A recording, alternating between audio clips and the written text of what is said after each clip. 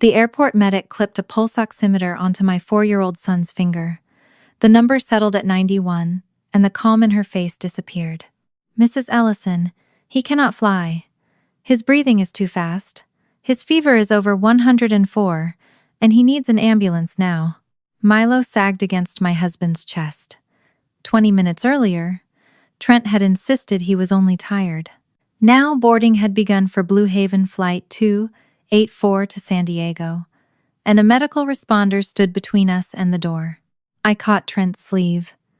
"Cancel the trip. Come with us." At the priority lane, Alyssa Crane waited beside 2 silver suitcases. The launch documents called her an outside brand consultant. A hotel alert on Trent's phone showed that she had been added as the guest in his executive suite. "You are boarding with the woman you are sleeping with, while your son is being taken to the emergency room." Trent did not deny it. Milo opened his eyes halfway and called for him, but Trent looked toward the gate display. He said the launch had investors, airport officials, and hundreds of employees waiting. He said I handled doctors better than he did. Then he placed Milo back into my arms, told me I had built my life around being his mother, and walked into the jet bridge with Alyssa. I did not call Blue Haven's chief executive, or order anyone to stop the flight. Milo's breath caught against my neck, and every other fact in that airport became smaller than that sound. Airport EMS took us to Lakeview Children's Hospital, where doctors started oxygen and IV fluids and found early pneumonia. Only after Milo was stable did my phone light up with a message from Diane Lawson, Blue Haven's corporate secretary. Operations reported a potential executive travel conflict. "Do you want governance notified?" Trent believed the airline belonged to trustees, directors, and executives whose names mattered more than mine. He had no idea its controlling vote belonged to me. Before I tell you how my husband learned who controlled the $12 billion airline he chose over our child, I hope you are doing well wherever you are listening from. Stay with me to see what happened next. And please subscribe if you believe a child should never have to become an emergency before a parent listens.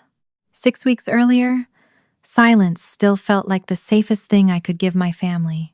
On an ordinary Saturday morning, Trent stood at the stove shaping pancake batter into dinosaurs, while Milo sat at the kitchen island arranging wooden blocks by size.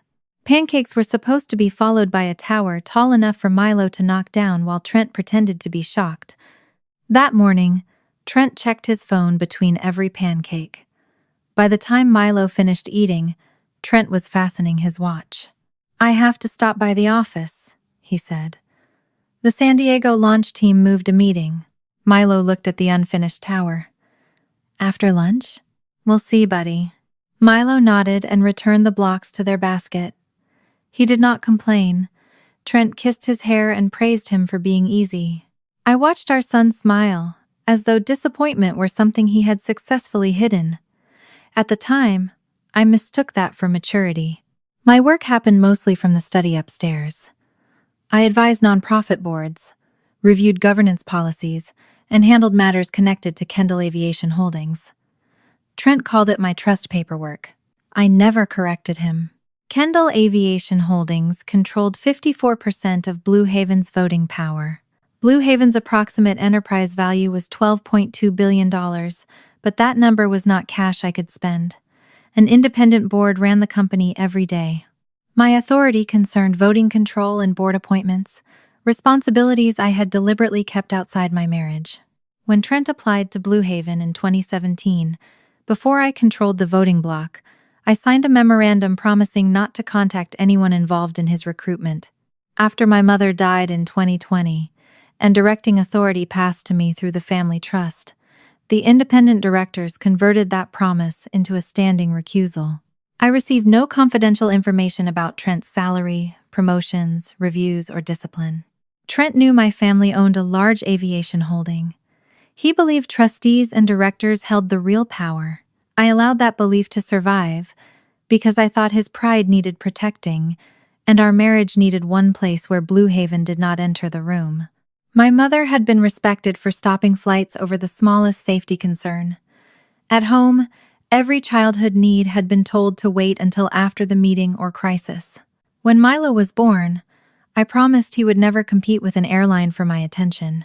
I withdrew from routine corporate life and convinced myself that becoming less visible was the same as becoming more present.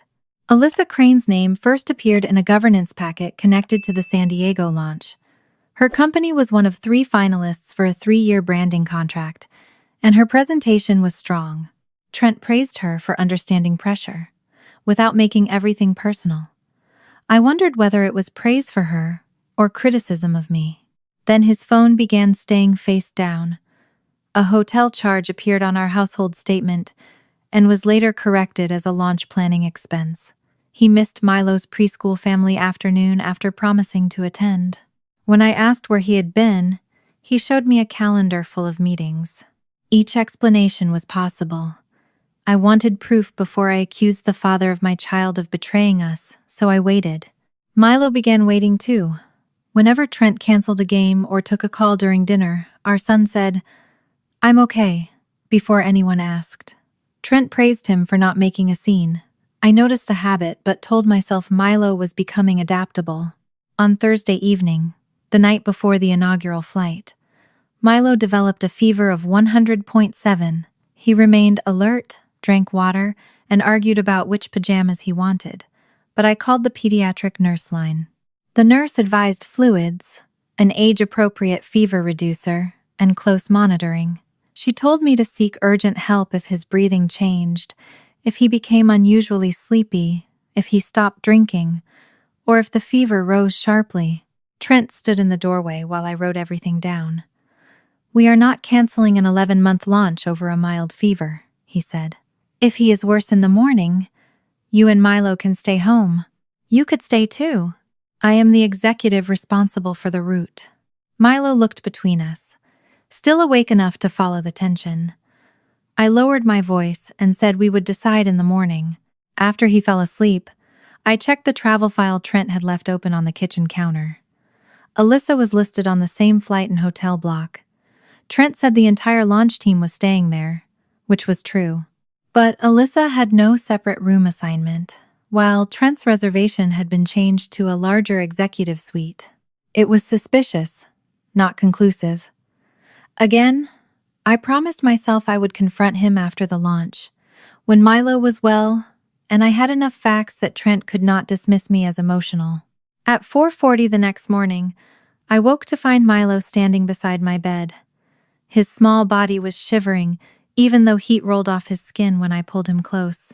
He pressed his face against my shoulder and whispered, "I can be quiet on the plane." That was when I understood our son had already learned the lesson I had spent years teaching myself.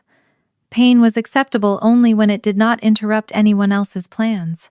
At 5 in the morning, Milo's fever had fallen to 101 after medicine. He drank water, named his favorite dinosaur, and complained when I changed him into clean clothes. Those ordinary answers calmed me more than they should have. I counted his breaths. They were faster than usual, but he could stand, answer questions, and drink. None of the emergency signs the nurse had listed were present yet. "We should stay home," I told Trent. He was knotting his tie. "If Milo should stay, then stay with him." I said we should stay. "The San Diego airport chairman is meeting us at the gate. Investors are flying in. If I miss the inaugural launch, everyone will know why I was never considered reliable enough for the COO shortlist. Our son has a fever, a mild fever that responded to medication. You called a nurse. You know what to watch for." The words were reasonable enough to borrow. That was the danger of them. I packed medicine, a thermometer, water, crackers, and the pediatrician's number. I told myself we could turn around if Milo worsened.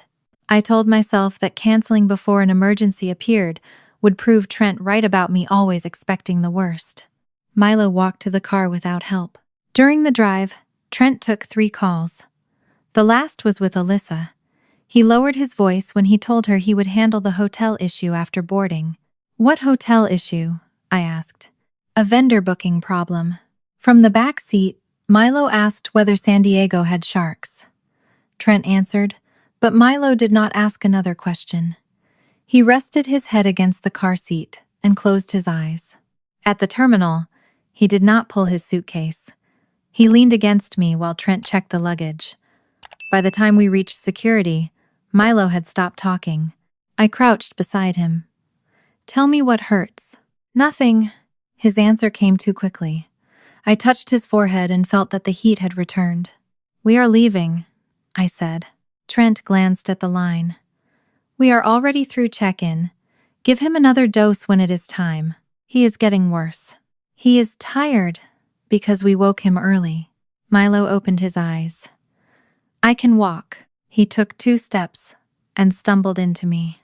That should have ended the argument. Instead, I reached for the thermometer, still searching for permission to stop everything. It read 103.6. "Take him to the family restroom.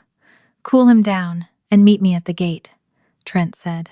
"You are still talking as if we are boarding." "We have not heard a medical professional say he cannot." The statement followed me through the terminal. Trent had reduced fatherhood to a technical threshold. Until someone with a badge ordered him to choose his son, he believed he had not made a choice. I carried Milo the final stretch while Trent walked ahead, answering another call. Alyssa waited near the priority lane with launch credentials, a Blue Haven-issued business-class boarding pass, and 2 silver suitcases.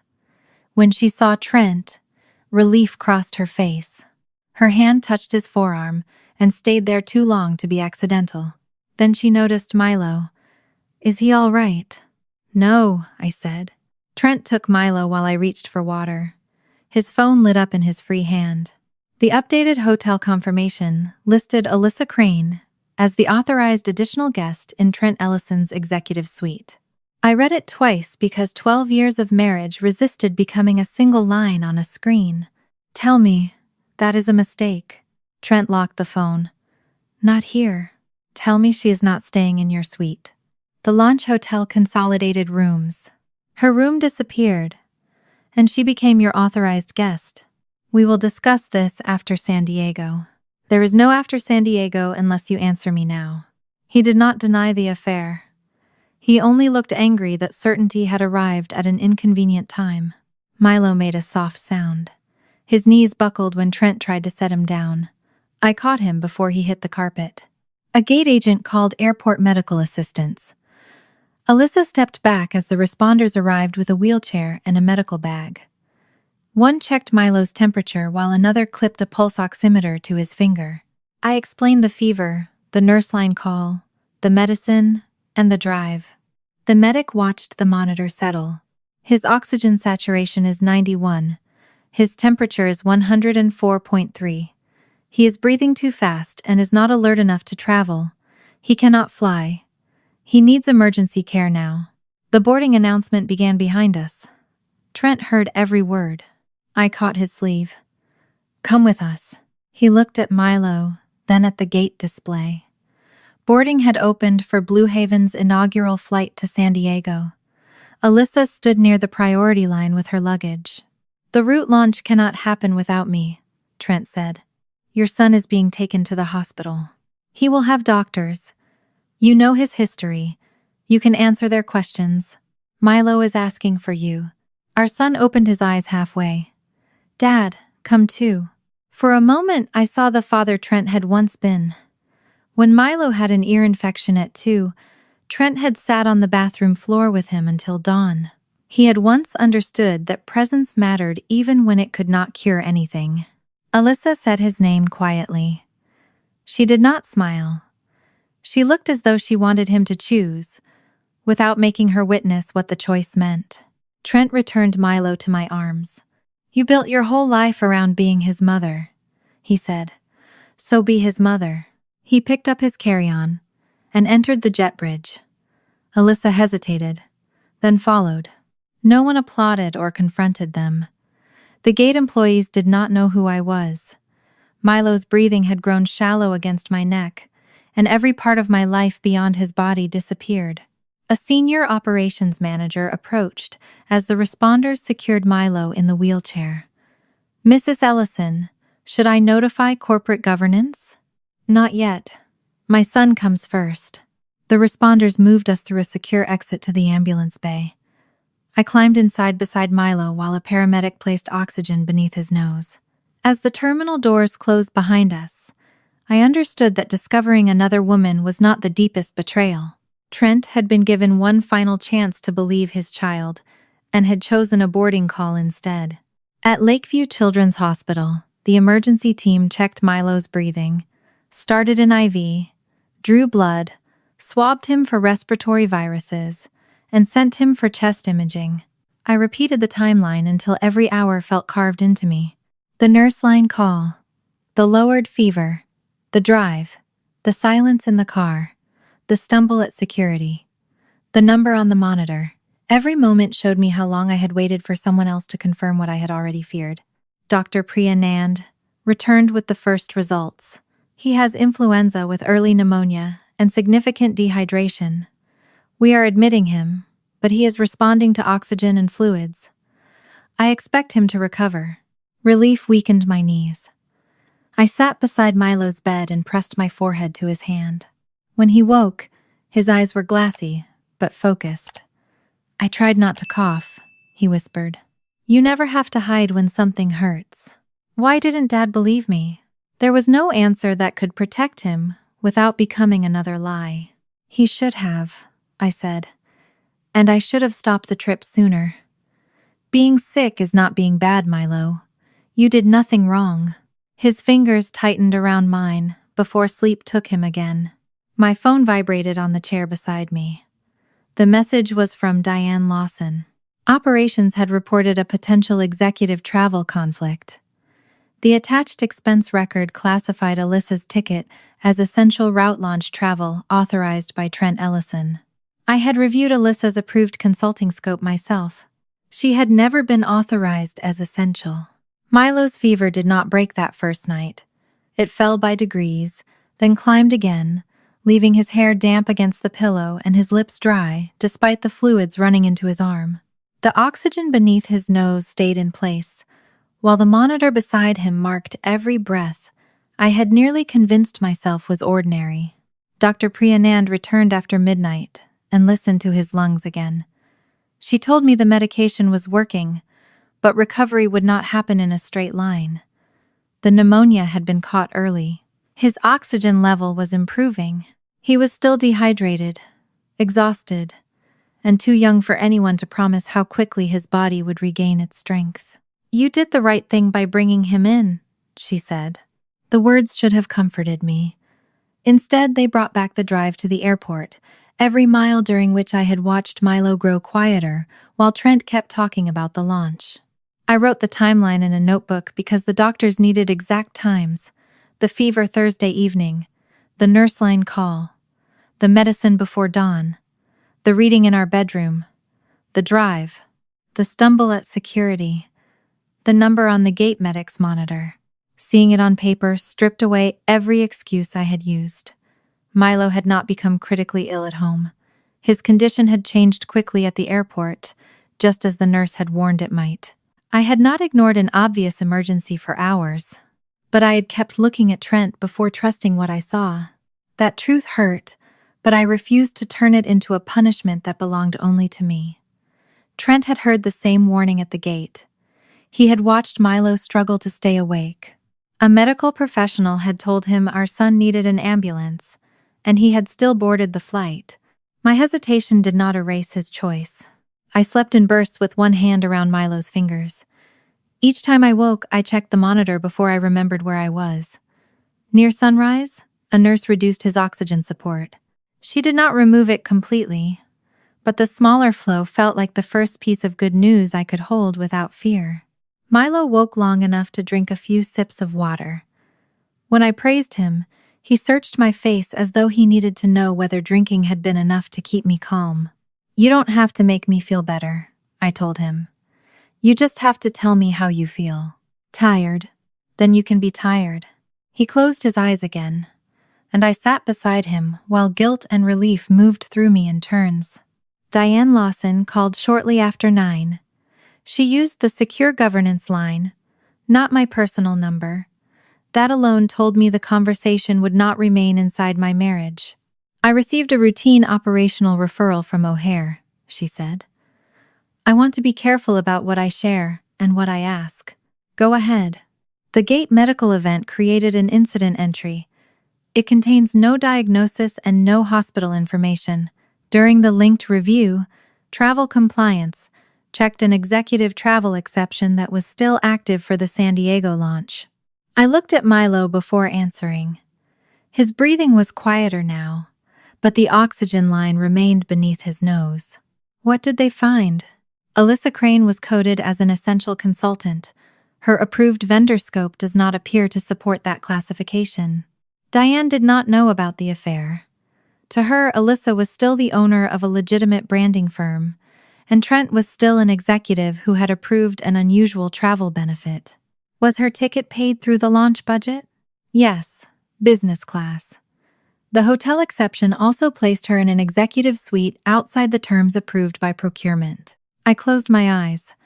The hotel confirmation I had seen at the gate had not been a private reservation Trent planned to hide from Blue Haven. He had placed it inside the company's system and given it a business purpose. Diane continued carefully. Because you are the controlling shareholder and the executive involved is your husband, I need to ask whether a family conflict may exist. I am not asking for conclusions. I am asking whether existing records should be preserved.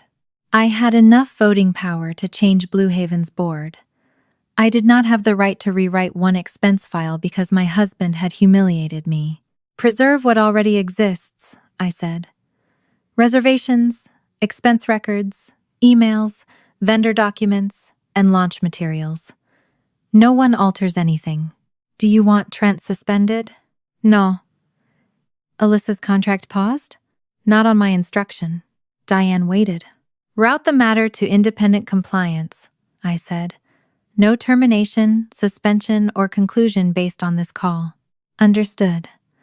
I also need your conflict disclosure for the record. I looked at the wedding ring still on my hand. Trent Ellison is my husband. At the gate, I saw a hotel confirmation naming Alyssa Crane as the additional guest in his suite. I confronted him about a sexual relationship. He did not deny it. I am disclosing that because it affects my judgment. I am not asking Blue Haven to treat the affair itself as a corporate violation. Diane's voice remained even. I will record only what you stated. I will also issue a preservation notice to the relevant record custodians today. It will preserve existing material without accusing anyone or stopping normal work. There was a time when I might have asked her to handle everything quietly. I might have called one director I trusted and tried to keep Milo's name out of every document by making the problem disappear. Instead, I chose the narrowest action available. Preserve the truth. Step away from deciding what it meant. Kendall Aviation Holdings controlled 54% of Blue Haven's voting power. Through the family trust, I directed that voting block and held the authority to appoint a majority of the board. That made me Blue Haven's controlling owner.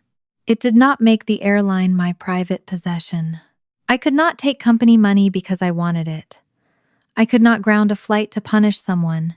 I could not fire an executive because he had betrayed me as a husband. The board governed the company. Management ran daily operations, and every power I held carried obligations to employees, investors, vendors, and passengers who had never heard Milo's name. For years, I had treated that distance as protection. Now it was the only thing keeping my anger from becoming another abuse of authority. Trent finally texted shortly before noon. Is Milo stable? I stared at the question. No apology, no explanation, no missed calls from the plane. Before I answered, another message appeared.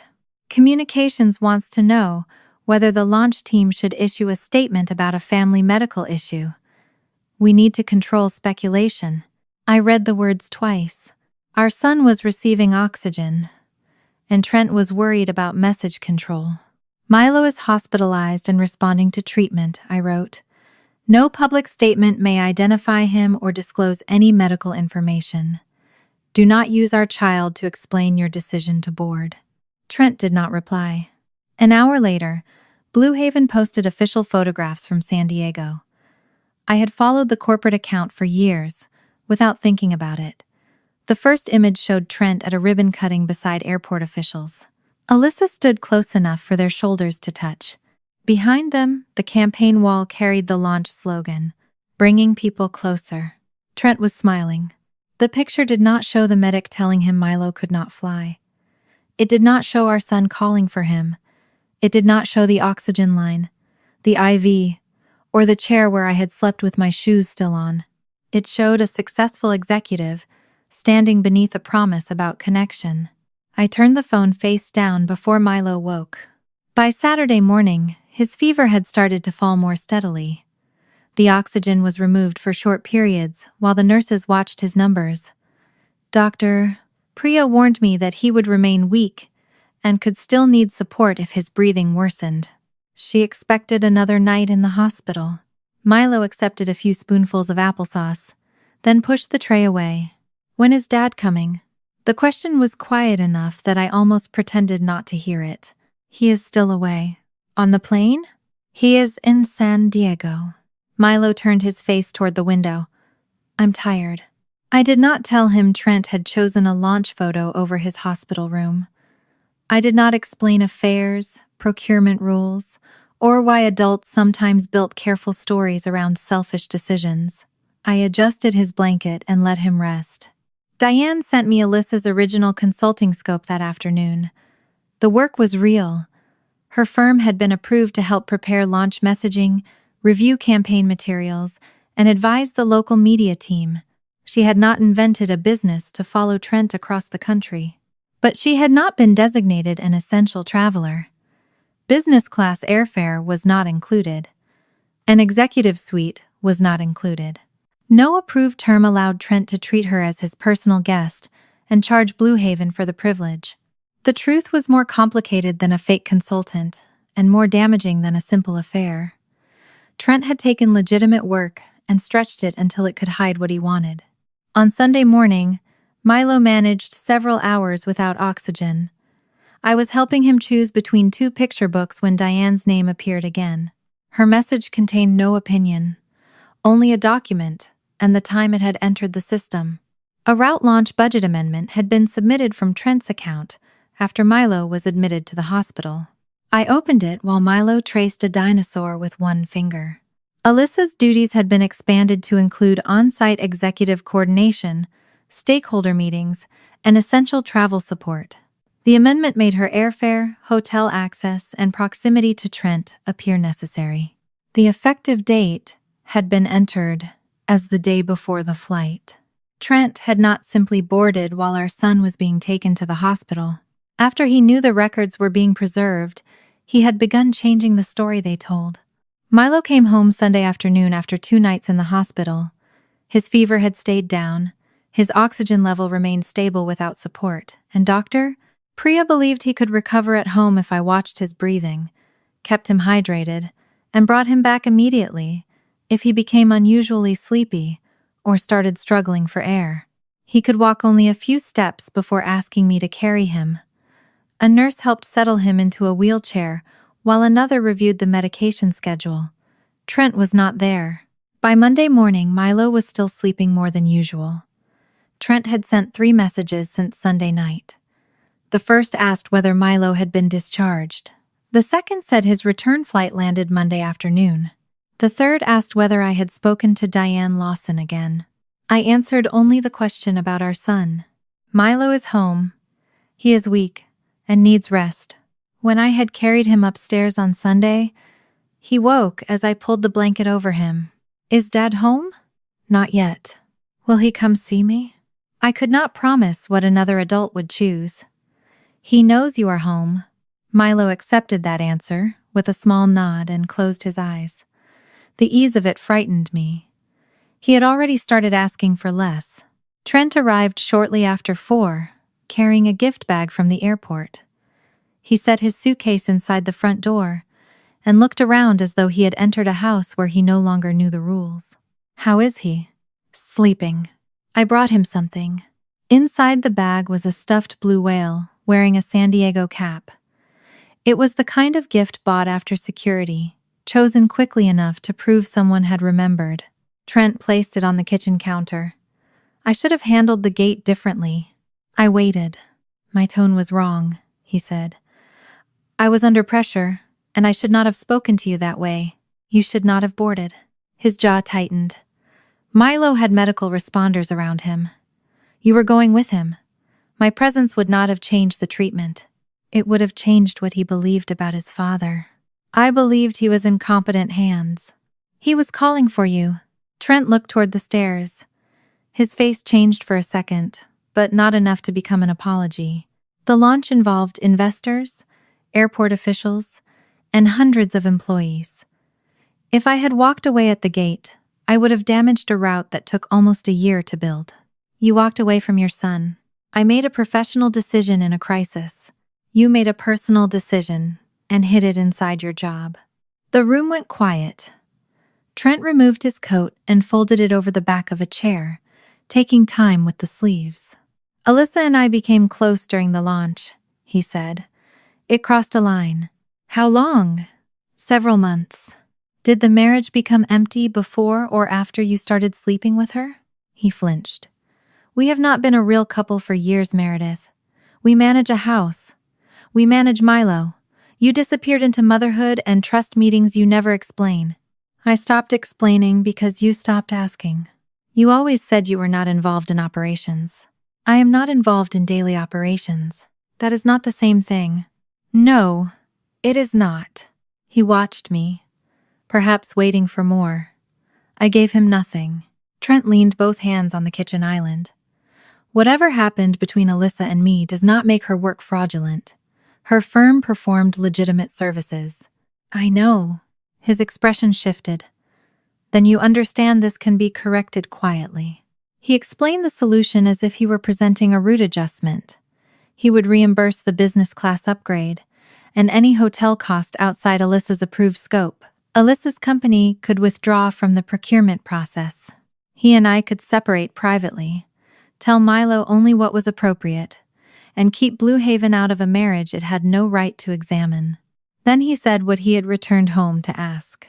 Tell Diane to narrow the preservation review to an expense correction. I stared at him. You amended Alyssa's work scope after Milo entered the hospital. It was incomplete. You backdated it. The work was already happening. The document caught up with reality. The document changed after the preservation notice reached you. I knew records were being preserved. I did not think a scope clarification was prohibited. The notice covered the existing record. You changed the history after it arrived. He straightened. So this is what you want? You want to use your family's influence because I had an affair?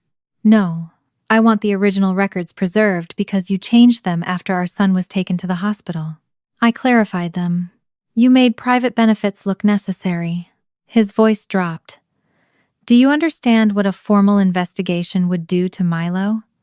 His father's name and employment records? Questions about the airport? Questions about why I boarded? You say you want to protect him, but you are about to turn the worst day of his life into a corporate case. That argument reached the place in me he intended it to reach. I imagined Milo's name repeated in conference rooms. I imagined employees whispering about the sick child an executive had left behind. I imagined a future in which he searched his father's name and found our family reduced to a scandal. My concern had never been Trent's title. It was Milo's privacy. I will ask whether the review can remain limited, I said. That is not a promise that it will close. Trent exhaled, and for the first time since he came home, some of the tension left his shoulders. He believed I had begun protecting him again. I called Diane from the study. After checking that Milo was still asleep, I told her I wanted to understand whether reimbursement and a corrected vendor classification could resolve the matter without a wider inquiry. Her answer was immediate. No. Explain why. Once the travel records were preserved and you disclosed a marital conflict, the matter stopped being something either spouse could privately contain.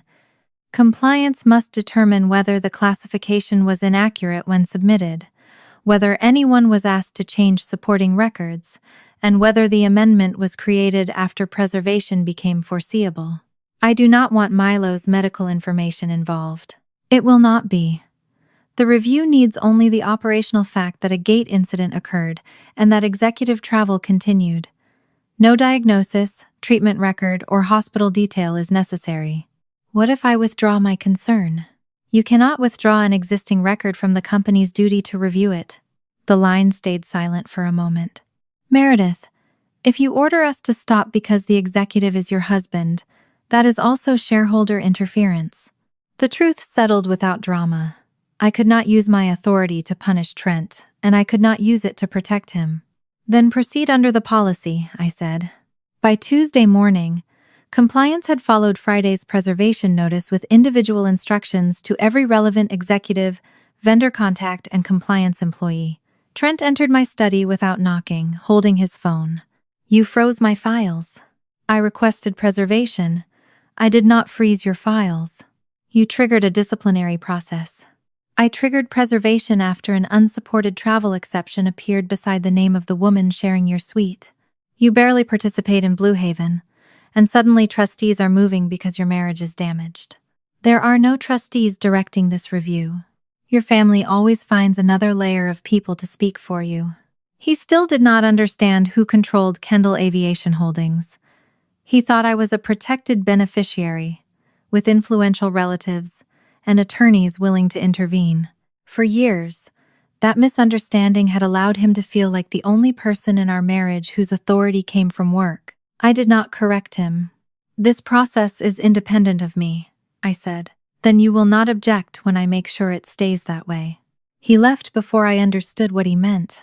On Wednesday afternoon, Diane called to inform me that Trent had filed a formal retaliation complaint under Blue Haven's board conflict and retaliation policy. He alleged that I had used family influence after discovering his affair.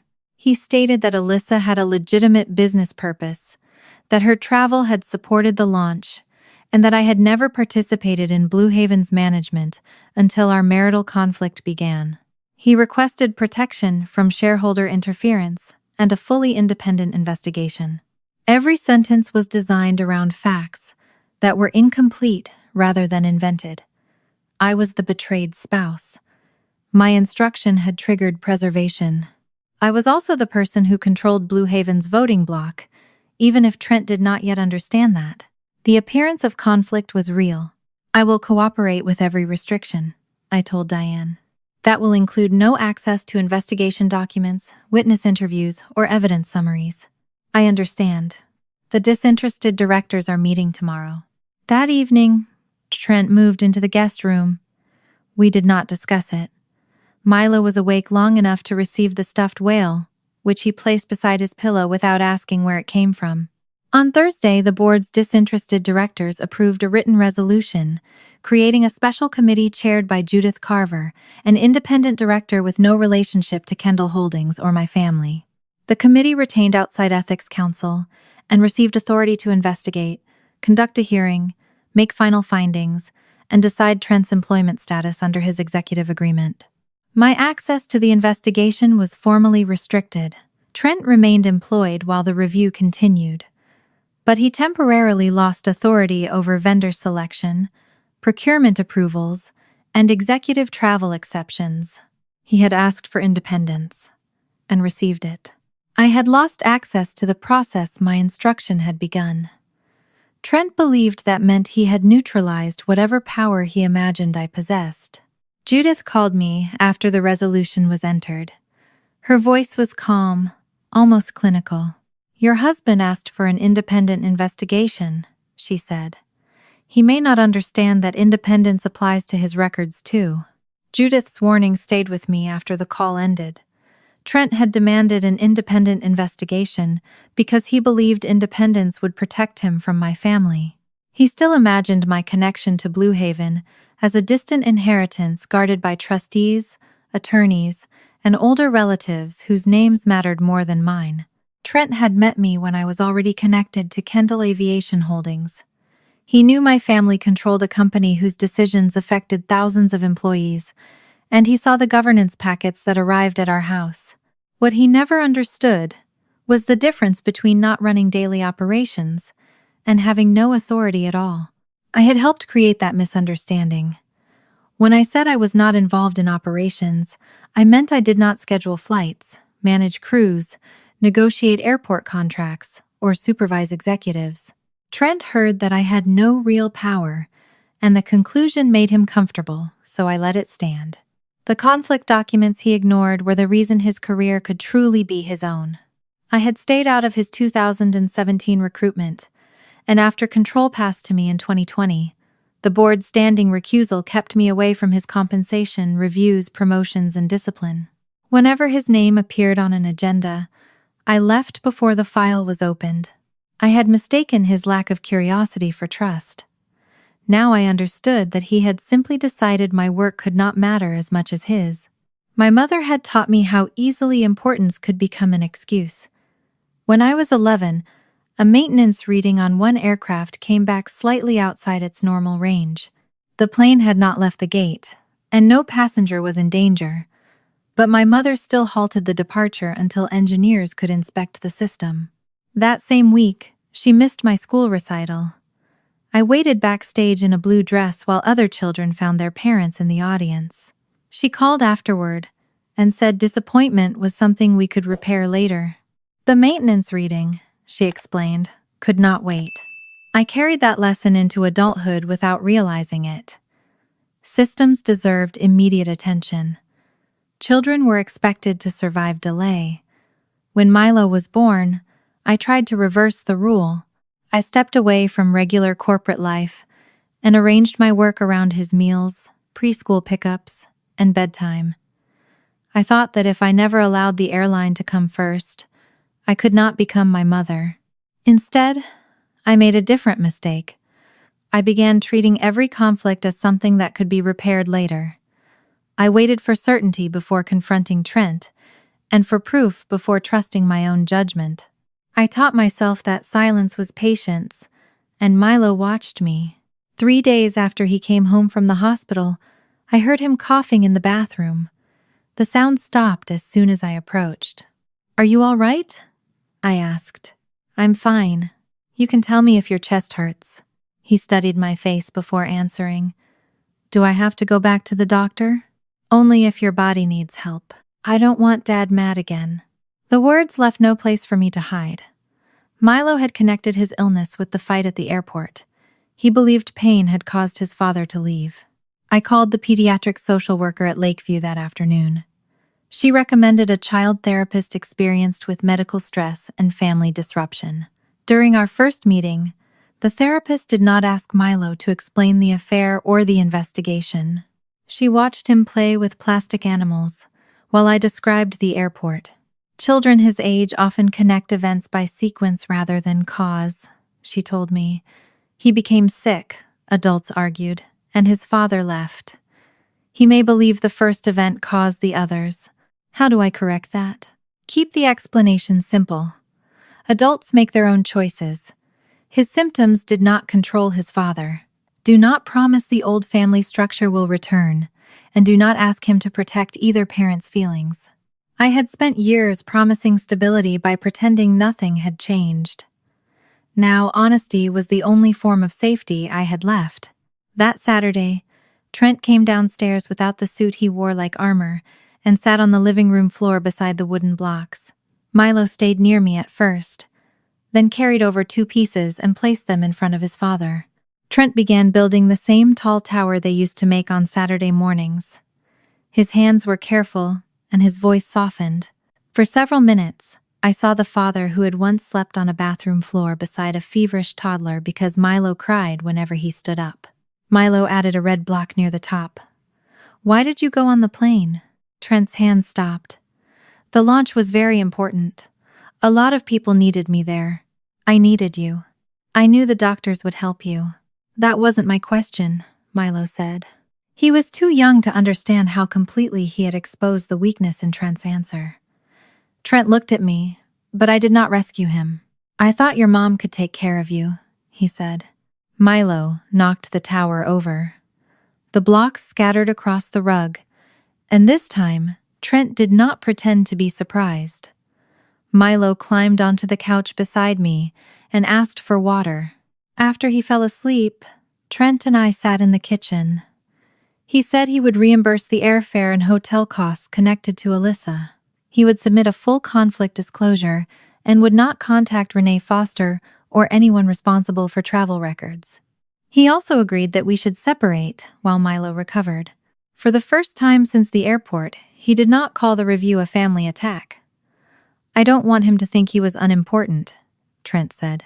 The sentence sounded like remorse, or close enough that part of me wanted to believe it could become remorse. "Then stop explaining why the launch mattered," I said. "Tell him you were wrong to leave." Trent lowered his eyes. "I am trying to keep one mistake from destroying everything." The affair was not one mistake. Boarding was not an accident. Changing the scope afterward was another choice. He did not argue.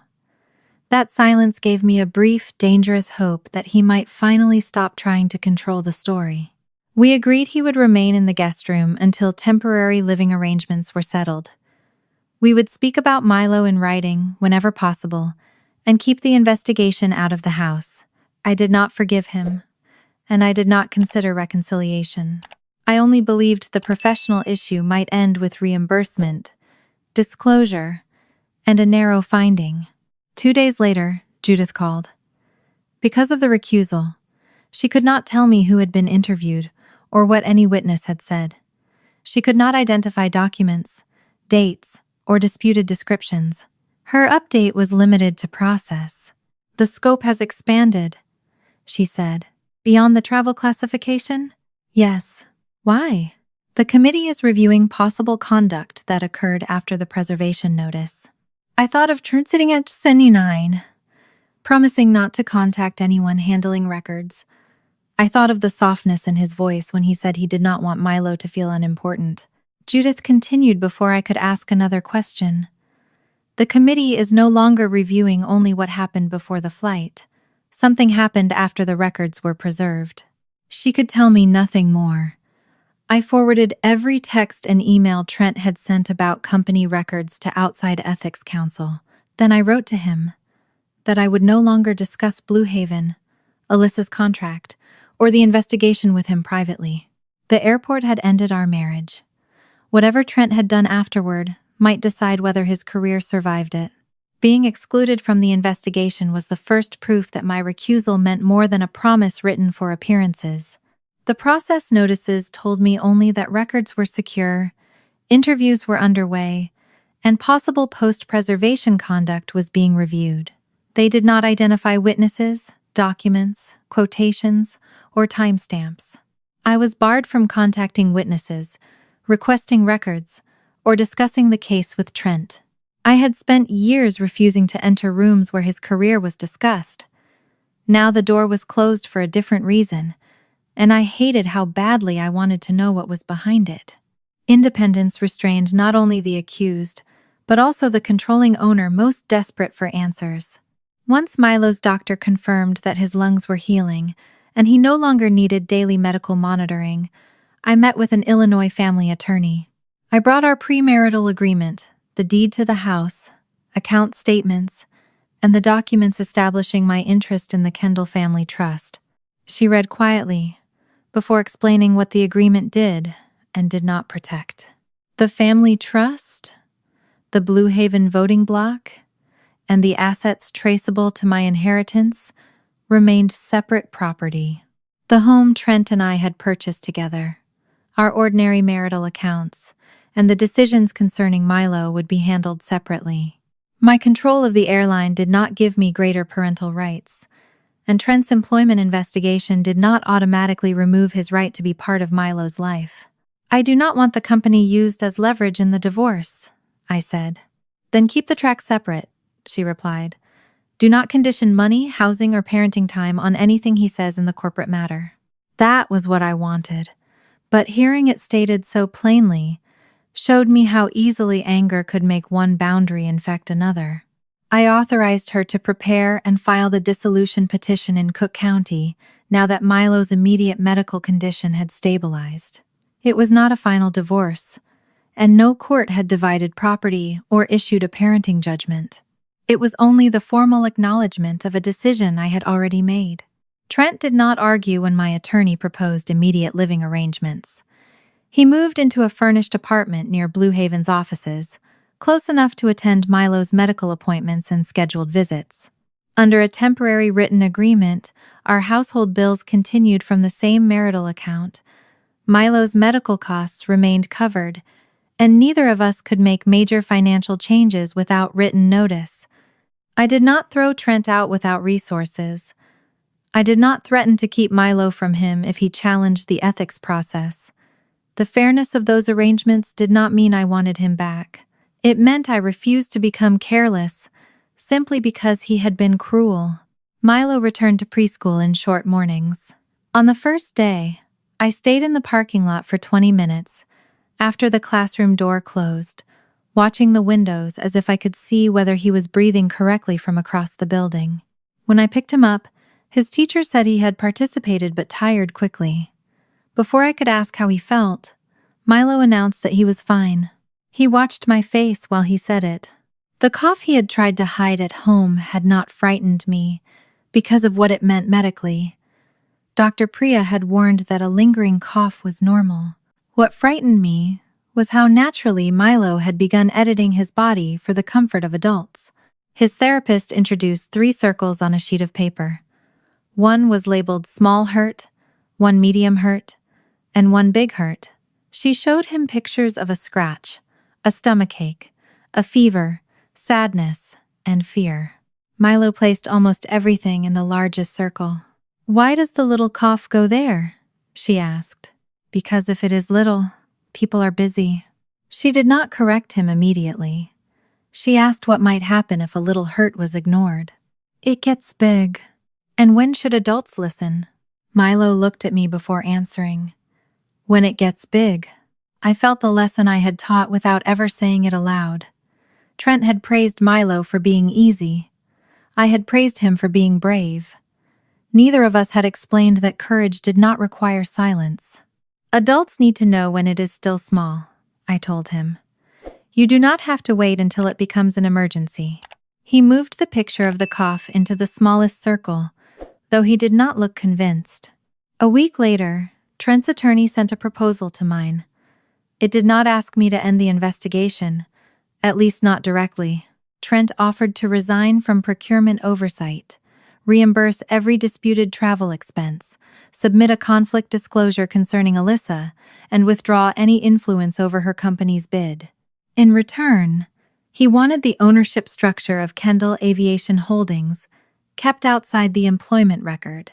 There was one additional condition. I had to sign a statement saying I did not believe Blue Haven funds had been intentionally misused. I read the sentence several times. It was carefully written. It did not ask me to say every record was accurate.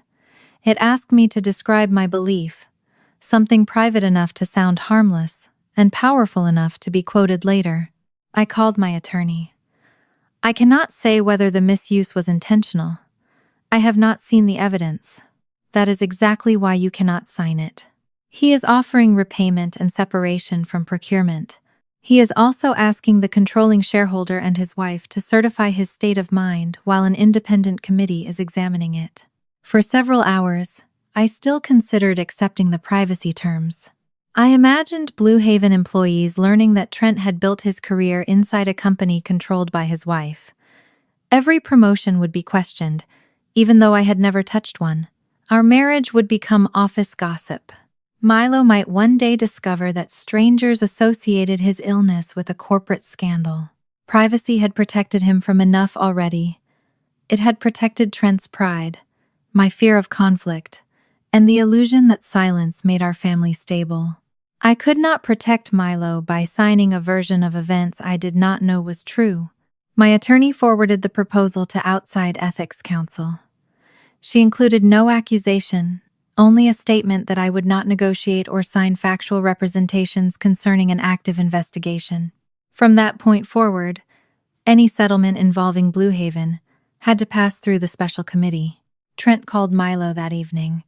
The conversation began gently. He asked about preschool, the blue whale, and whether Milo had rebuilt the block tower. Milo held the phone with both hands. It fell again. "We can make a stronger one next time," Trent said. For a few minutes, Their voices found an old rhythm. Then Trent asked whether I was in the room. Yes, Milo answered. Trent's tone changed. Tell your mother, I am trying to protect our family while people at work are trying to take my job. I stepped closer. This call is for Milo. I am explaining why I cannot see him as often. You are discussing an adult employment matter in front of a 4-year-old. Milo looked from the screen to me. Are you losing work? Trent hesitated. Some people are making things difficult. I ended the adult discussion before he could turn our son into a messenger. Milo, tell Dad about the picture you made at school. The call continued for another minute, but Milo's attention had changed. After Trent said goodbye, he asked whether his father would still have an apartment if he lost work. I told him grown-ups were responsible for housing and jobs. He did not have to solve either problem. That night, he placed the blue whale beneath his bed, instead of beside his pillow. 2 days later, the special committee issued a formal process notice. The evidence was materially disputed. Trent's retaliation complaint remained active. The committee could not resolve his allegations without examining whether the investigation had been independent from the beginning. That required placing 3 things into the record. My ownership authority, the conflict memorandum I signed before Trent's recruitment in 2017, and the standing recusal adopted after I received the controlling vote in 2020. A closed hearing would be held in early December. Trent and his attorney could challenge the evidence, the committee's authority, and the fairness of the process. I would be permitted to authenticate ownership and conflict documents and answer limited factual questions. I still would not receive witness statements before the hearing. I would not see the committee's confidential deliberations. I would not vote. Diane called after the notice was delivered. Trent's counsel is arguing that you are only a trust beneficiary, she said. They claim unidentified family trustees created this process after you complained. He still believes someone else controls the vote. That misunderstanding is now part of his retaliation claim. I looked through the study window at Milo's empty swing. I had kept my authority outside the marriage because I wanted Trent's career to stand on its own. Now, the privacy I had once considered ethical was being used to argue that the investigation itself had no legitimate foundation. What do you need from me? I asked. To answer his challenge, the committee must put the controlling vote and every limitation on your power into the record. For years, remaining hidden had seemed like the cleanest way to protect everyone. For the first time, I understood that staying hidden might damage the very independence I had created. The hearing notice arrived 7 days before the closed session, almost 2 months after Milo had been carried out of O'Hare. It named the people who would be in the room. Judith Carver would chair the session. 3 independent directors would sit with her. Outside Ethics Counsel would present the record. Diane Lawson would attend as custodian of the governance documents. Trent and his attorney would have the right to challenge the process, question witnesses, and respond to the evidence. My role was narrower. I would authenticate the ownership structure of Kendall Aviation Holdings, explain the conflict memorandum I signed in 2017, confirm the standing recusal adopted in 2020, and answer factual questions. I would not receive witness statements in advance. I would not remain for confidential deliberations. I would not vote. Diane came to the house that afternoon with a folder she did not leave behind. Milo was at preschool, and for the first time since the airport, the silence around me did not feel safe. It felt like a room waiting for someone to tell the truth. You have a choice, she said. You can appear and correct the ownership record while maintaining your recusal, or you can decline. What happens if I decline? Trent may continue arguing that unnamed family trustees created the investigation to punish him. The committee can still proceed, but the false premise will remain part of his challenge. And if I appear? Your authority becomes part of the formal record. So do every restriction you placed on yourself. I looked at the folder between us. The hearing is private. Yes, but privacy is not a permanent guarantee. Litigation, regulatory requests, or later employment proceedings could make portions of the record discoverable. Employees may eventually learn that Trent built his career inside a company controlled by his wife. They will assume I gave him everything. Some may. And Milo becomes the sick child behind the scandal. Only if adults choose to identify him, Blue Haven will not. Diane did not offer reassurance she could not guarantee. That was one reason I trusted her. She reminded me of the limits. I could not privately call directors. I could not ask Judith how she intended to vote. I could not see the evidence before Trent saw it. I could not remain after my factual role ended. You can tell the truth about your authority, Diane said. You cannot decide what the truth costs him. After she left, I sat in the study where I had spent years making myself sound smaller than I was. The shelves held governance binders beside Milo's preschool drawings. One world had never truly been separate from the other. I had only arranged the room, so they appeared not to touch. Trent's message arrived that evening. You hid the most important fact of our marriage. You let me believe I supported this family, while you controlled the company that employed me. Now you are using that secret, because I wanted a life outside your shadow. I read it twice. There was no mention of Milo asking him to come to the hospital. No mention of the suite, the backdated scope, or whatever had expanded the investigation after preservation. His deepest injury was not that our son had been afraid, or that our marriage had ended. It was that the story he told about himself might be incomplete. Trent needed to be the man who had built everything alone. My restraint had allowed him to keep that identity.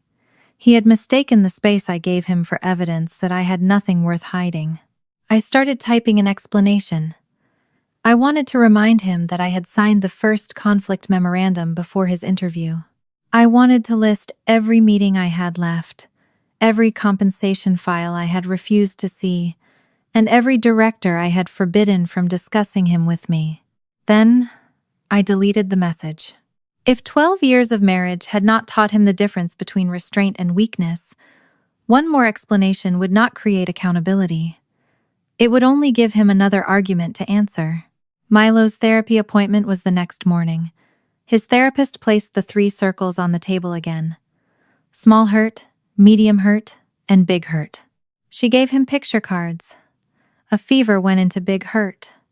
A scraped knee went into medium. He held the picture of a cough for a long time. "Where does that one go?" she asked. Milo looked at me. "It depends." "On what?" "If somebody is busy." The therapist slid a card showing a sad face toward him. "What about this?" He placed it outside all 3 circles. "Why not in one of them?" "Because sad doesn't stop anything." I felt the answer in my chest. I moved my chair closer but waited until the therapist nodded before speaking. "Your body and your feelings do not have to ask whether adults are busy." Milo traced the edge of the smallest circle. "What if it is little?" "Then we listen while it is little." "What if it makes somebody miss work?" "A hurt does not make adults choose badly. Adults are responsible for what they choose, write, and say." He looked up at me. "Did my fever make Dad lose work?" "No decision has been made about Dad's job." "But he said people were taking it." "Dad is dealing with a grown-up problem at work. Your fever did not create it." "Then what did?" I chose words small enough for him to carry. "Grown-ups have rules too. They are responsible for telling the truth and using work things the right way. Dad's choices belong to Dad." Milo moved the cough into the small circle. The sad face followed it. "So they listen before it gets big?" he asked. "Yes. They should listen when it is still little." He did not smile, but he left both cards inside the circle. That afternoon I called Diane. "I will appear." She did not congratulate me. "I will notify the committee. I will authenticate the ownership documents and the recusal. I will answer factual questions. And then? I leave before deliberation." Diane paused. "That is the correct boundary. It is also the only one I can live with." Outside counsel helped me prepare, but preparation did not mean rehearsing emotion. We reviewed dates. Trent applied in 2017. I signed the original conflict memorandum before his first interview. My mother died in 2020. Directing authority over the 54% voting block passed to me through the family trust. The independent directors then adopted the standing recusal, which I renewed each year. One advisor suggested that I make a stronger entrance, because Trent's retaliation claim relied on portraying me as a passive beneficiary, suddenly interfering in operations. Another recommended a dark suit, a prepared statement, and language emphasizing the value of the airline. I refused. I was not entering a public courtroom for a victory.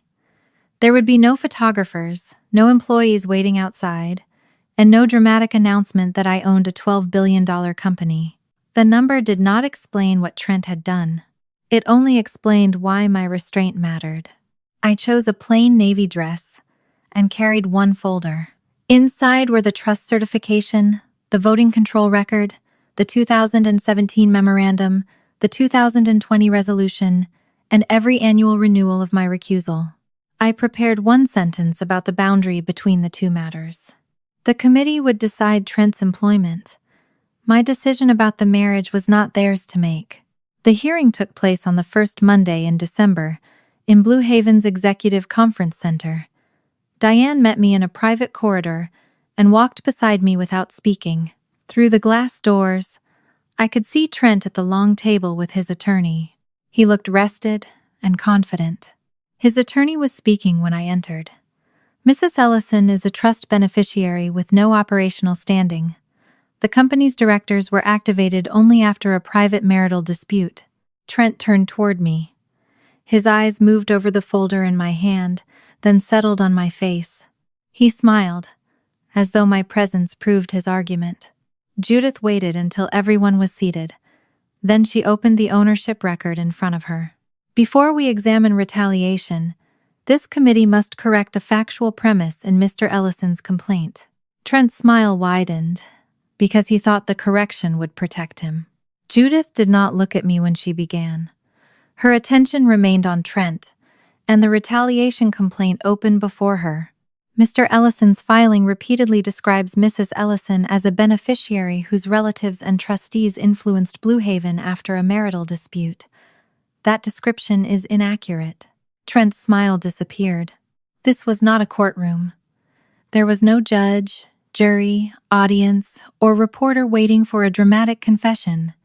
4 independent directors sat at the long table with outside ethics counsel. Diane Lawson had been called to authenticate governance records. Trent had his attorney beside him and the right to challenge every document presented. The committee could decide only matters connected to his employment and Blue Haven's governance. It could not decide our divorce, divide our property, or determine his future relationship with Milo. Diane opened the first folder. Kendall Aviation Holdings holds shares carrying approximately 54% of Blue Haven's voting power, she said. That is the company's controlling voting block. The shares are held through the Kendall Family Trust. Trent leaned toward his attorney. I know her family has a trust. Diane continued without reacting. Since June 2020, Meredith Kendall Ellison has held directing authority over that voting block. She has the power to appoint a majority of Blue Haven's board, subject to the trust documents and corporate bylaws. His attorney interrupted. Does she manage flight operations, employees, or daily expenditures? No. Blue Haven's board and executive leadership manage daily operations independently. What is the current value of Mrs. Ellison's personal economic interest? That cannot be calculated from enterprise value alone, and it is not the question before this committee. Judith looked at Trent. For context only, Blue Haven's current enterprise value is approximately $12.2 billion. That figure is not Mrs. Ellison's personal cash, and does not permit her to use company assets as private property. It does establish that she directs the controlling vote of this airline. Trent turned toward me slowly. For the first time, he understood that the airline had never belonged to a collection of distant relatives who occasionally allowed me into meetings. The trustees administered the structure. The directors governed the company. Executives ran its operations. But the controlling vote belonged to me. You own Blue Haven, he said. I direct the controlling voting interest through Kendall Aviation Holdings. His face tightened. That means yes. It means exactly what Diane explained. He stared at me, as though he were searching our 12 years of marriage for every moment he could now reinterpret. The study door I closed during governance calls. The packets he never opened. The meetings he dismissed as trust paperwork. The times I said I was not involved in operations, and he heard that I had no authority. His disbelief did not become fear. It became anger. How long have you been lying to me? Judith raised a hand. Mr. Ellison, you will have an opportunity to question Mrs. Ellison after the governance record is authenticated. Diane opened a second folder. In 2017, before Mr. Ellison applied to Blue Haven, Mrs. Ellison was a beneficiary of the Kendall Family Trust and a non-voting observer in certain holding company matters. She did not yet direct the controlling vote. She placed a signed memorandum on the display. Before Mr. Ellison's first interview, Mrs. Ellison disclosed the family relationship and signed a non-involvement memorandum. It prohibited her from contacting recruiters, discussing his candidacy with directors, or receiving information about the selection process. Trent's attorney studied the document. Was this legally necessary? It was a voluntary conflict safeguard, requested by Mrs. Ellison, and accepted by independent directors. Diane displayed the recruitment log. My name did not appear in a single call, email, recommendation, or interview note. Then she opened the 2020 resolution. When directing authority passed to Mrs. Ellison after her mother's death, the independent directors adopted a formal standing recusal. It excluded her from all matters involving Mr. Ellison's compensation, promotion, performance review, discipline, and termination. Annual renewals followed. My signature appeared at the bottom of each one. Diane also presented meeting records, showing when Trent's name entered an agenda. I left before discussion began. Independent directors approved his promotions. Independent compensation specialists reviewed his salary. I had never contacted a supervisor about his performance or cast a vote affecting his career. The documents did not show that I had secretly built Trent's success. They showed how carefully I had stayed away from it. Trent looked at the records, then back at me. You let me believe I earned everything while hiding that you controlled the company. You did earn your promotions, I said. That is why I refused to touch them. You watched me build my career inside your airline. I watched you build your career inside a company whose daily operations were independent from me. You let me think my salary supported our family. You knew I had inherited assets. You knew we signed a premarital agreement. You knew my family controlled aviation holdings. You said you were not involved. I said I was not involved in operations. That was true. You knew what I thought. I held his gaze. I knew you did not ask. I should have spoken more clearly, and I should not have allowed privacy to become misunderstanding. But my failure to correct your assumptions did not make you board that flight. It did not place Alyssa in your suite, approve her travel, or change her work scope after Milo entered the hospital. His attorney objected that the marriage was being introduced into an employment hearing. Judith agreed. Mrs. Ellison's ownership does not prove misconduct by Mr. Ellison, she said. Her decisions as a wife are not before this committee. We corrected the ownership record because Mr. Ellison's retaliation complaint challenged the authority and independence of this process.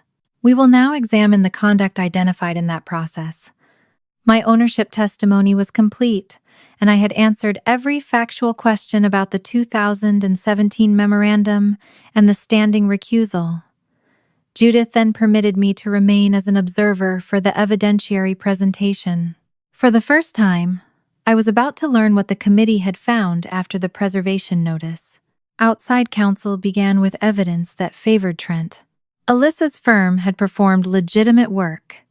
Her team developed launch language, reviewed campaign materials, prepared local media guidance, and contributed to the San Diego event.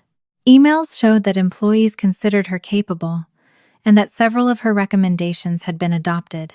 This is not a finding that Miss Crane invented her professional role, counsel said. Then the original contract appeared. It authorized preparation work and limited on-site support. It did not classify Alyssa as essential executive travel. It did not include business class airfare, access to Trent's suite, or authority to act as his personal launch coordinator. The vendor bid certification followed. Alyssa had signed it 3 months before the flight. It required disclosure of any romantic or intimate relationship with a Blue Haven executive who could influence procurement, contract scope, travel approval, or vendor selection. No disclosure had been filed. Trent's attorney argued that the relationship became personal only after the certification.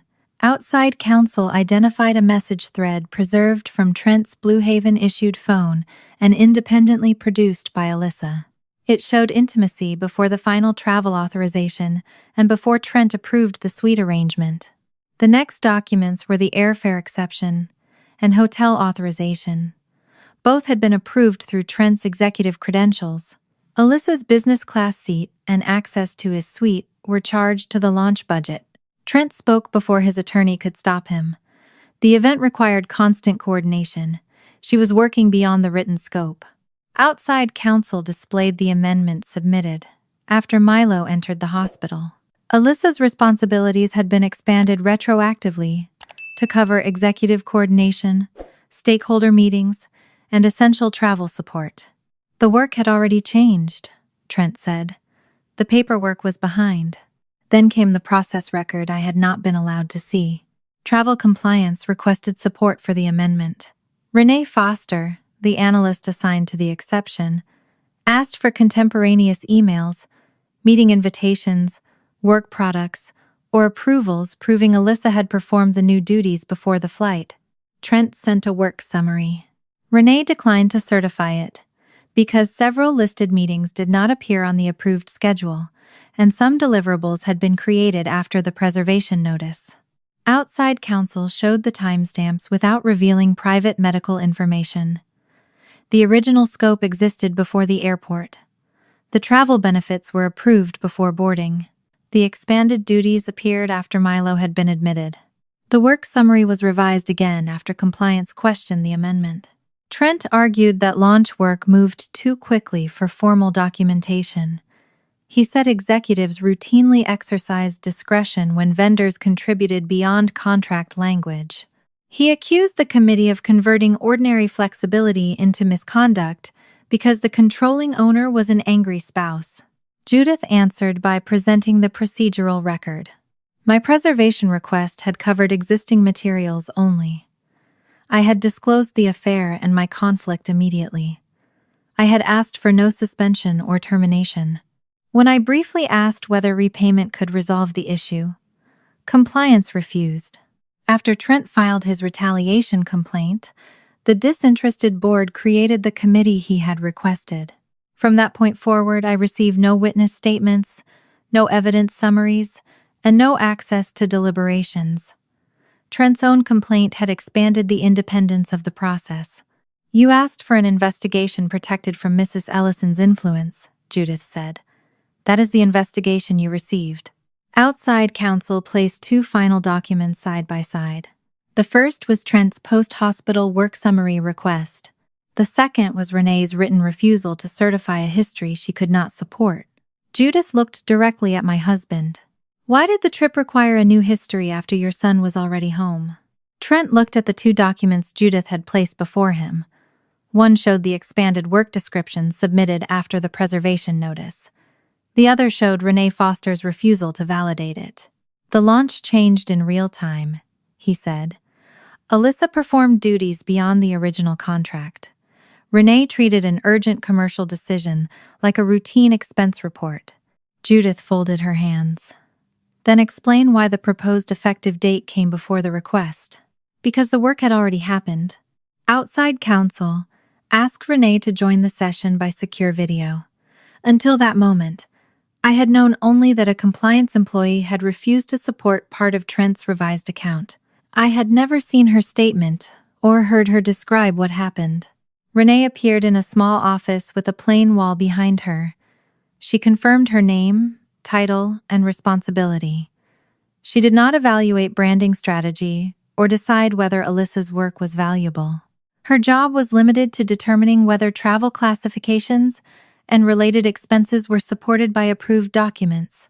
She said Trent contacted her after the preservation notice and supplied an expanded description of Alyssa's duties. The timestamps showed that his first requests reached her on Tuesday and Wednesday, before the Saturday conversation in which he promised me he would not contact anyone handling the records. He asked her to use the description as support for the business class ticket, the executive suite access, and the essential consultant designation. Renee requested the original approval, meeting invitations, contemporaneous emails, and work products showing those duties existed before the trip. Trent provided some legitimate launch materials, but they supported Alyssa's original role, not every task added later. When I said the record was insufficient, Renee told the committee, Mr. Ellison asked me to be commercially practical. Trent leaned toward the microphone. I asked you to recognize how executive work actually happens. You asked me to validate a travel classification using a description created after the travel occurred. I did not ask you to lie. You asked me to certify support I could not verify. His attorney objected to the wording, but the time-stamped messages were already on the screen. Trent had not threatened Renee or offered her money. He had done something more familiar. He had treated her professional boundary as an obstacle she should move because his judgment mattered more than hers. Outside counsel then summarized Alyssa's interview. She admitted the relationship with Trent had become intimate before the San Diego flight. She had performed real branding work and attended legitimate meetings, but she had not completed every duty listed in the amended scope. Trent told her he had authority to approve the travel, and that the paperwork would be adjusted. Alyssa also admitted she had signed a vendor certification requiring disclosure of a romantic relationship with an executive who could influence her firm's contract. She did not disclose it. Her statement did not make her innocent. It also did not turn her into the architect of everything that followed. Trent had held the executive authority. Trent had approved the benefits. Trent had decided that a real professional relationship could absorb a private one if the documents were broad enough. When the summary ended, Trent looked at me instead of the committee. You created this, he said. Judith warned him to direct his response to the findings. He ignored her. You let me build a career without telling me whether any success was real. Every director knew who you were. Every promotion happened inside a company you controlled. The records show Mrs. Ellison did not participate, Judith said. That does not mean people forgot whose husband I was. You requested an independent review of that question, she replied. The recruitment and promotion records found no intervention by Mrs. Ellison. Trent's voice rose. She still watched me believe I was supporting our family, while she controlled $12 billion. I had expected anger about the investigation. I had not expected him to reveal so clearly what mattered most. Milo had asked why his father did not believe him. Trent had never asked what that question did to our son. He was still asking whether his status had been real. Judith gave me permission to respond. I did not list the affair, the canceled Saturdays, or every time Trent praised Milo for being easy. None of that belonged in the employment finding. This committee will decide your work, I said. I will not. Trent stared at me. Our marriage ended at the airport. A medical professional told you Milo's oxygen was low, his fever was dangerous, and he needed an ambulance. He asked you to come with him, and you boarded anyway. No finding in this room can change that choice. You hid who you were. I hid nothing that gave you permission to abandon our son. His attorney tried to interrupt, but I continued. I should have corrected your assumptions about my authority. That was a failure of communication inside our marriage. It was not a conflict in your employment, because I built protections against exactly that conflict. Those protections are now preventing me from deciding what happens to you. Judith asked whether I reaffirmed the standing recusal. Yes.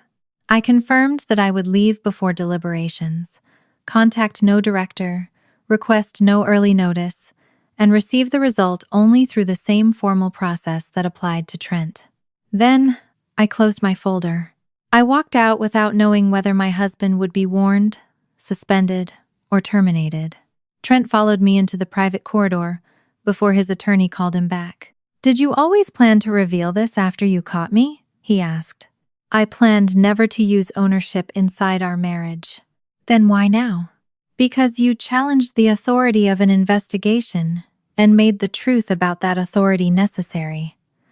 Continuing to hide it would have damaged the company and the independence I spent years protecting. You could have protected me.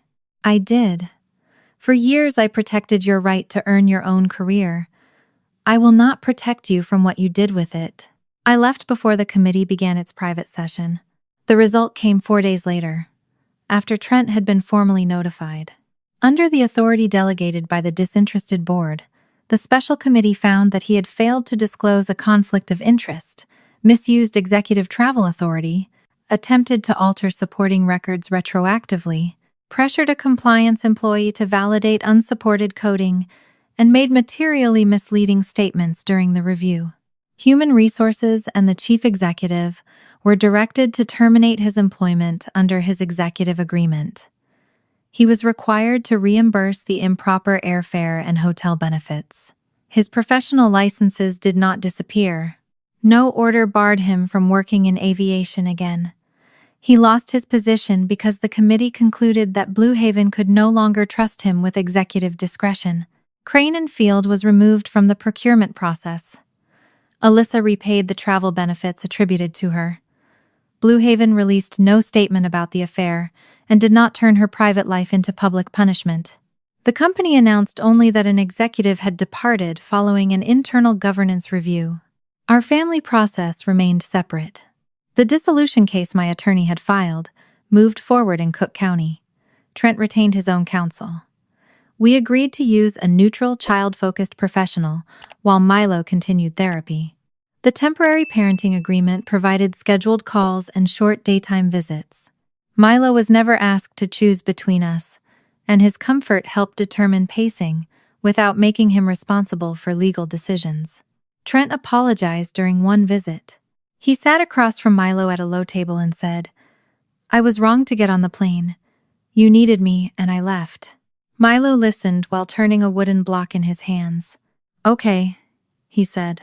He did not hug Trent or forgive him on command.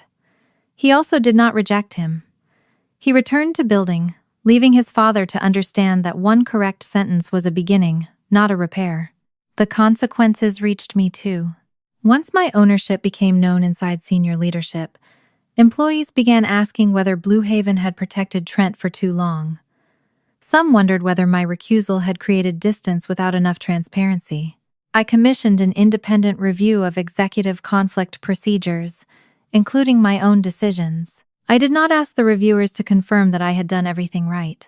I asked them to identify what should have been clearer before a crisis forced clarity on everyone. In January, Milo's therapist placed the 3 circles on the table again. She held up a card showing a child with a small bandage. "What should adults do when you say something hurts?" she asked. Milo placed the card inside the smallest circle. "Listen when it's still little," he said. That was when I understood the final part of our story could not be about Trent losing his position. It had to be about whether Milo could learn to live as though his pain deserved belief before it became an emergency. By February, Milo could run across the preschool playground without stopping to catch his breath. His cough had faded, his appetite had returned, and Dr. Priya said his lungs sounded clear. She did not order another chest image because his recovery no longer gave her a reason to expose him to one. Physically, he was becoming an ordinary 5-year-old again. Emotionally, recovery moved in smaller and less predictable steps. Milo still checked adult faces before reporting discomfort, and sometimes asked whether a plan would be canceled if he felt sick. In therapy, he could sort pain into the 3 circles more easily than he could speak about it in real life. I stopped praising him for being brave when what I meant was quiet. Instead, I thanked him whenever he told me. The difference sounded small. To Milo, it was not. Trent's visits remained brief and structured. We met at a family center with a child specialist nearby. not because a court had declared him dangerous, but because both attorneys agreed that Milo needed a setting where no adult could turn his feelings into evidence. During one visit, Trent brought a box of wooden blocks, identical to the set at our house. Milo built a short tower, while Trent followed his instructions. "No red on top," Milo said. "Why not?" "It falls." Trent moved the red block lower without arguing. For 20 minutes they played easily. Milo laughed when Trent made a plastic dinosaur knock over the tower. He asked whether Trent still lived near the tall office building, and whether his apartment had a bathtub. Trent answered every question without mentioning the investigation, Blue Haven or me. When the visit ended, Milo hugged him. In the car afterward, he became quiet. I did not ask whether he had enjoyed himself. I did not ask whether he wanted another visit. Those questions could make pleasure feel like betrayal, and silence feel like a decision. I asked only whether he wanted music. He nodded. Healing did not mean restoring the family we had been.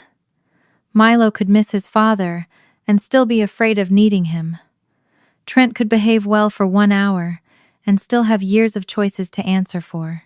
I stopped searching for one emotion that would simplify all the others. Trent found temporary consulting work with a regional transportation firm in March. Blue Haven had not blacklisted him, and no secret industry agreement prevented anyone from hiring him.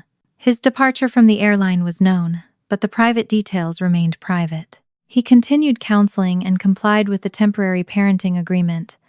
Some weeks he asked for more time with Milo. Other weeks he accepted the schedule without protest. I measured progress by what he did consistently, not by how sincerely he described himself.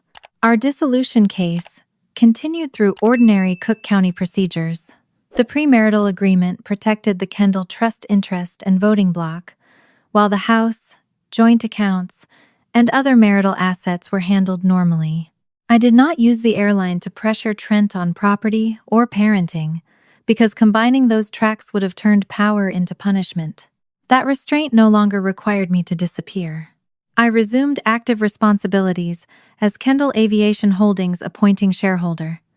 I did not become Blue Haven's chief executive or begin appearing in daily operational meetings. Qualified executives continued running the airline. My role was governance. I chaired a limited reform project that reviewed executive conflicts, vendor travel, employee protection, and emergency caregiver policies. The independent review concluded that my standing recusal had been appropriate and effective. It also concluded that ethical restraint could fail when controlling owners relied on private family assumptions instead of clear written communication. I accepted that finding. I had kept my authority separate from Trent's career, but I had also allowed him to misunderstand the structure because correcting him felt uncomfortable. The misunderstanding did not cause his misconduct. It did show me that silence was not always neutrality. Blue Haven adopted clearer relationship disclosures for executives and vendors.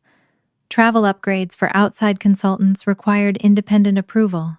Employees who refused to alter compliance records received stronger protection. Caregiver emergency protocols were revised so an employee could leave a critical event without being forced to invent a professional excuse. None of the reforms carried Milo's name. His illness was not used in training materials, public statements, or internal celebrations. The company did not need his medical history to understand that honesty should not become a career risk. By June, Milo was preparing for a summer day camp held at his preschool. He had chosen a backpack covered with orange dinosaurs and insisted on packing 3 crayons, even though the camp provided art supplies. The morning of his first day, I was scheduled to lead a governance meeting about 2 new independent director appointments. The materials were open on the kitchen table while I checked the time and reminded Milo to finish his toast. He stood beside his backpack with one shoe on. "Mom?" I looked up. "What is it?" He rubbed the front of his neck. "My throat hurts." There was no cough, no flushed face, and no weakness in his legs. He had eaten half his breakfast and argued about his socks 10 minutes earlier. 8 months earlier, I might have asked whether he was sure. I might have checked the meeting time before checking him. I might have praised him for still getting dressed. I closed the folder. "Come sit with me." Milo climbed onto the chair beside mine. I checked his temperature, asked whether swallowing hurt, and gave him water. His temperature was normal. His breathing was easy. "Is it a small hurt, a medium hurt, or a big hurt?" I asked. He considered it. "Small. Thank you for telling me while it is small." He watched my face, waiting for the consequence. "Am I still going to camp?" "Not until we know what your body needs." "Are you mad?" "No." "Do you have work?" "Yes, but work can adjust." I called the pediatrician. The nurse asked several questions and offered an appointment later that morning. There was no urgency, but she advised keeping him home until he was examined. I sent one message to my deputy. "Milo is unwell. Please chair the meeting using the approved agenda. Call only if the board cannot proceed without a required vote." The system did not collapse because I stepped away. The directors had the materials. My deputy had authority. The meeting began without anyone inventing a reason for my absence or treating care as professional failure. Milo sat at the counter while I repacked his backpack. He removed the crayons and placed them in a drawer. "Maybe tomorrow," he said. "Maybe tomorrow." He did not promise to stay quiet. He did not apologize for changing the day. He did not ask whether his throat hurt enough to deserve the doctor. At the clinic, the pediatrician found mild irritation and the beginning of a common virus. There was no pneumonia, no dangerous fever, and no reason for fear. Rest, fluids, and observation were enough. The result was almost unimportant. Trust had existed before the examination confirmed anything. That afternoon, Milo slept on the couch while the governance meeting finished without me. My deputy sent a short note saying the board had completed the agenda and postponed one non-essential item.